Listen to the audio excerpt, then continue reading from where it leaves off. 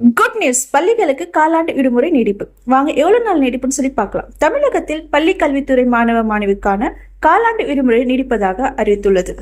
முதலில் திட்டமிட்டபடி அக்டோபர் 2ஆம் தேதி காலம் வரை இருந்தது. ஆனால் தற்போது அது அக்டோபர் 6ஆம் தேதி வரை நீடிக்கவும், அக்டோபர் 7ஆம் தேதி பள்ளிகள் மீண்டும் திறக்கப்படும் எனவும் தெரிவிக்கப்படுகிறது.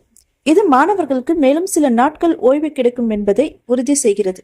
இந்த விடுமுறை கல்வி நிறுவனங்களில் மற்றும் மாணவர்களின் மன அழுத்தத்தை குறைக்க உதவும் என்று பள்ளி கல்வித்துறை கூறுகிறது. மாணவர்கள், பெற்றோர்கள் மற்றும் ஆசிரியர்கள் இந்த நிகழ்வை வரவேற்கின்றனர், ஏனெனில் இது பள்ளி செயல்பாடுகளை தொடர்ந்து விரிவாக்கம் செய்ய உதவும். மேலும் இந்த நீடிப்பு கல்வி தொடர்பான வேலைகளை திட்டமிட்டுவதற்கு நல்ல வாய்ப்பு அளிக்கும்.